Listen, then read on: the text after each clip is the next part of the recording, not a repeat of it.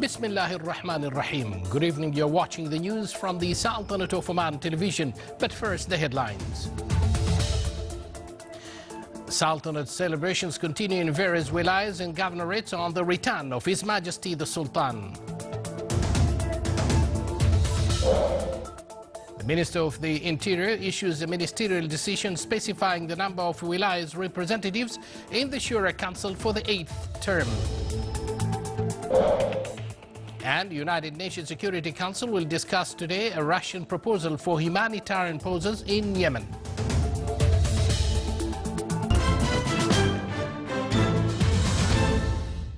Good evening once again, and thank you for joining us. Those were the headlines, and now the news in details. Rejoicing the safe return of His Majesty the Sultan, a traditional festival was held in the Wilaya of Sohar in the Governorate of North Al-Batina.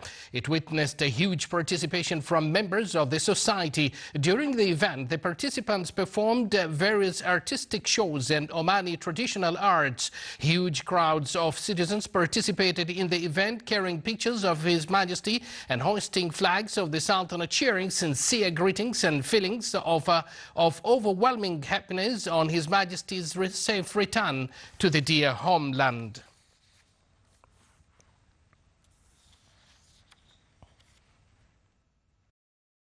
His Excellency Sayyid Hamoud bin Faisal bin Saeed Al-Busaidi, Minister of the Interior, issued a ministerial decision specifying the number of wilayas representatives in the Shura Council for the 8th term.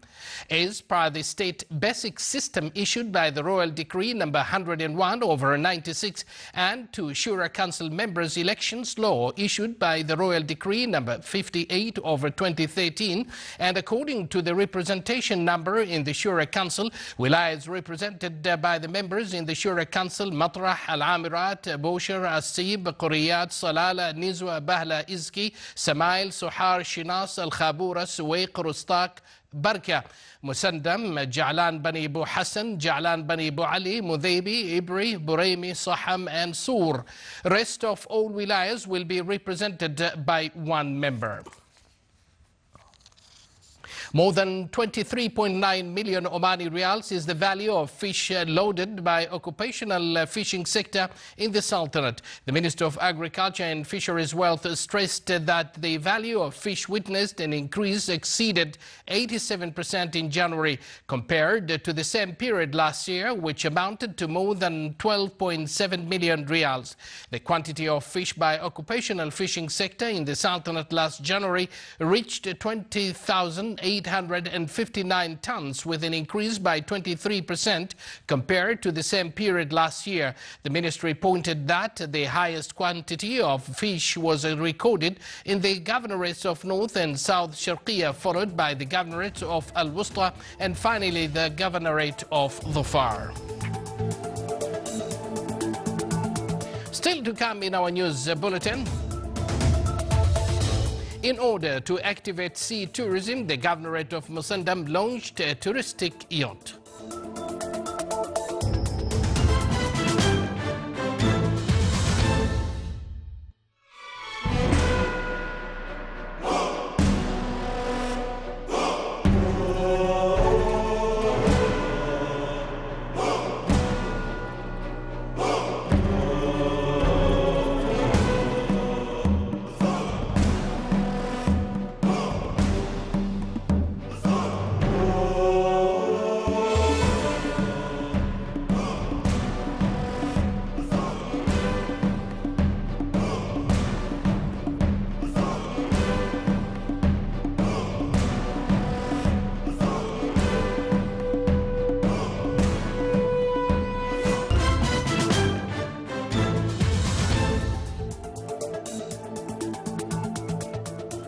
Welcome back to the news from the Sultanate of Oman television.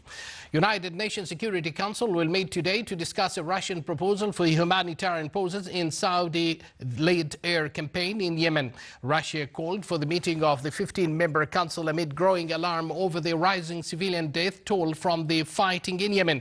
Meanwhile, the violence has sharply escalated in Yemen following the air campaign launched on March 26 to stop an advance by Houthi rebels that forced President Abdul Rabbu Mansour Hadi to flee to Saudi Arabia. Aid groups have raised alarm over civilian casualties following an airstrike on a camp for displaced people and the bombing of a dairy. Dozens were killed in both attacks. The United Nations is backing Hadi as Yemen's legitimate leader in the face of the Houthi uprising that has plunged the Arab state deeper into chaos.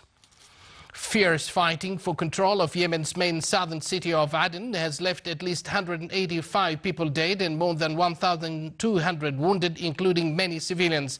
The port city, a last foothold of supporters of absent President Abdul Rabbu Mansour Hadi, has been shaken by more than a week of clashes between Houthis rebels and loyalist militia backed by Saudi-led air strikes. At least 185 dead and 1,282 wounded from the fighting have been counted in hospitals in Aden since March 26.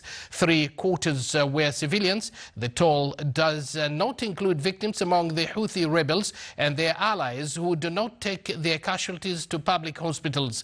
It also excludes victims of Saudi-led air raids that have been pounding rebel positions around the country since March 26.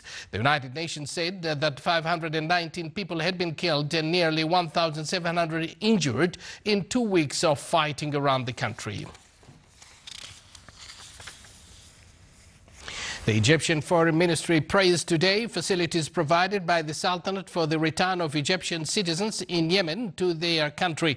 The ministry said in a statement that His Excellency Sameh Shukri, Foreign Minister of Egypt, expressed in a telephone call with His Excellency Yusuf bin Alawi bin Abdullah utmost appreciation for facilities provided by the Sultanate through allocating 2 crossing points for Egyptians who are returning from Yemen and allowing a consulate staff from the Egyptian embassy in Muscat to be at Al-Mazuna border crossing in the governorate of Dhofar, in addition to other facilities provided by the Sultanate to assist in evacuating Egyptians who wish to return to their country. Somalia's Al-Shabaab group today warned of more attacks in Kenya, like the assault on Garissa University College, in which 148 people were killed. The group said that the attack on Garissa College was in retaliation for killings carried out by Kenyan troops fighting the rebels in Somalia. This will be a long, gruesome war, said the statement issued on Shabaab-affiliated websites. 5 people have been arrested on suspicion of involvement in the Garissa attack. Kenyan security agencies arrested 3 people trying to cross into Somalia, said Interior Ministry spokesman. 2 other suspects were arrested at Garissa College. Residents and police clashed in one of Rio de Janeiro's biggest complex of slums as they protested over the shooting death of a young boy in the shanty town. Protesters hurled rocks and bottles while police officers responded with tear gas and stun grenades. 10-year-old boy was shot dead at the complex Alimao during a police operation against suspected drug traffickers. Police officials said the officers involved in the anti-gang operation have been suspended while an investigation is being carried out. Rio de Janeiro's State Security Secretary said in a statement that it has increased the police presence in the slum, including special police units, and added that the changes make part of the reorganization in the pacifying police units program. Heavy rain caused a road to collapse in Kentucky after flash flooding hit the area. Parts of Kentucky are under a flash flood warning yesterday after a cluster of heavy storms moved through sections of the state. A video from Brownsboro, Kentucky showed the collapse of a part of Brownsboro Road, leaving a massive hole in the pavement and a guardrail suspended above the rushing waters below. According to the NBC, there were no reports of injuries.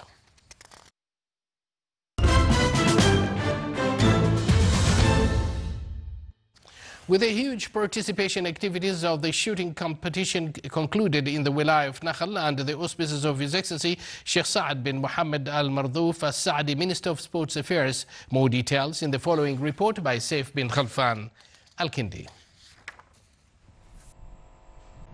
A competitive session of shooting have been seen in Nakhal shooting range in the finals of light traditional weapons. This kind of occasions, like one of the important, social events which happening in everywhere here in Oman. This kind of social things, we want new generations to know more about their grandfathers and fathers' life. Now life is changing rapidly, so they have to be, they have some strong bonds with their, with their customs. The competition started with loyalty march for His Majesty the Sultan, in which the participants thanked Allah for the safety return of His Majesty. And I think, in my opinion, everyone here is happy because Nakhal today like Eid. Everyone happy, everyone try to do something the best with him. So Alhamdulillah. The shooters are from different governments of the Sultanate, competed for 8 rounds, and the final was concluded today and won by Al Dhahira teams. One of the best shooters team was Dhahir Al Fawaris, and another good team was also called the Knight of Khadal from Dhahira Governorate. And I thanks for them very well. And this shooting range is coming, inshallah, in the future, very important. Furthermore, beside the shooting, there was a traditional exhibition displaying old weapons and antiques from Nizwa, Al-Awabi and Nakhal. Harith bin Saif Al-Kharousi, coming from Awabi to show his traditional weapons to the visitors, he described his collections as very traditional items, as he says. Actually, I'm very happy to participate in such events, to show the society how our fathers and grandfathers lived long time ago. Actually, I'm showing here some of the some guns and some daily life, like dishes, some coins. Also, Oman was very have good relations with other parts of the world. During the event, the RAFO band played wonderful music while the wireless aeroplanes flew above the ceremony ground in an amazing flying show. Well, several participants and shooters from different wilayas of the Sultanate performed very well in this shooting range. The coming competition will be the most important in the coming years after the development have been witnessed in this shooting range. Saif Al-Kindi for English News, Nakhal. In order to activate sea tourism and utilize all beauty potentials of the Governorate of Musandam, a ceremony was held for the launch of a touristic yacht. It was built in a way that combines the design of ancient Omani ships and modern technology. The interior furniture and equipment give the tourists the opportunity to be acquainted with elements of Omani heritage.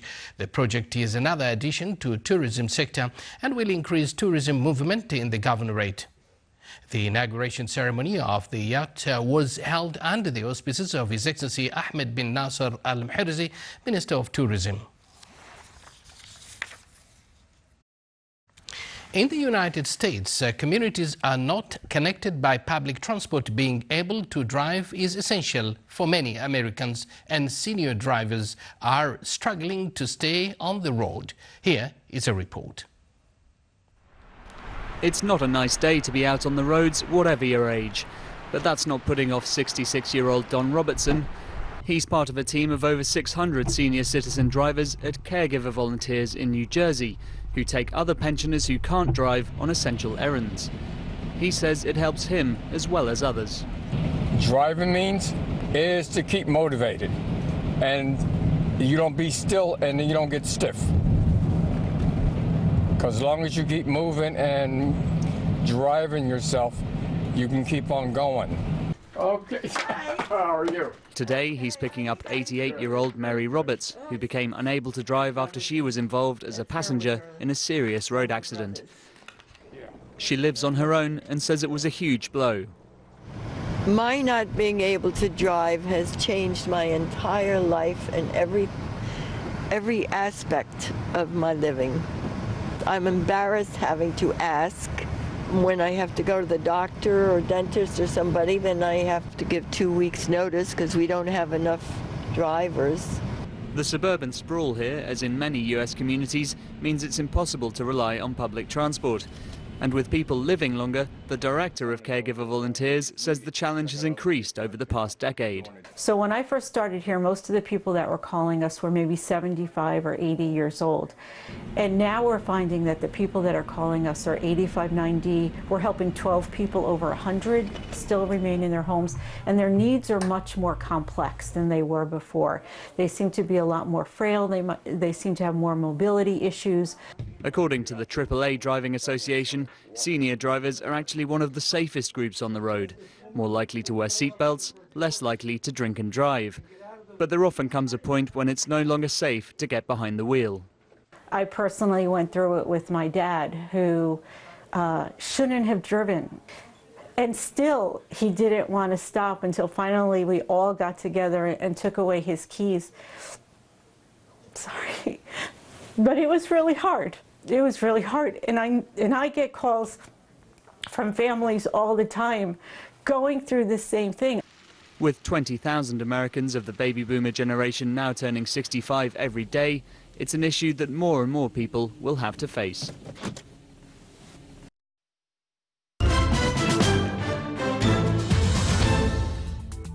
And with that story from America to the general weather forecast, dusty skies will prevail over the Sultanate, gradually improving the horizontal visibility and chances of dust-raising winds in the desert and open areas. Winds will be northwesterly moderate to active, and it will be southwesterly moderate to active along the southeastern coast. Seas will be moderate to rough along the most of the coasts, with a maximum wave height of 3 meters.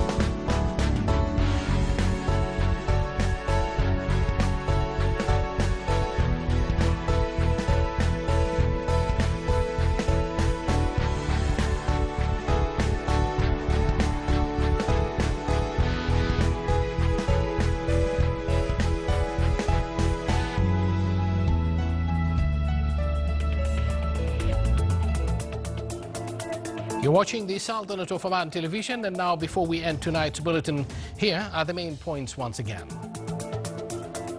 Sultanate celebrations continue in various wilayas and governorates on the return of His Majesty the Sultan.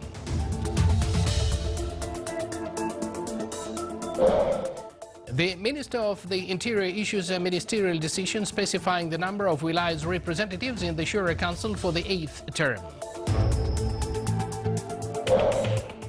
And the United Nations Security Council will discuss today a Russian proposal for humanitarian pauses in Yemen. With that, we come to an end of tonight's news bulletin. From all of us here in the newsroom and the studios, it's good night.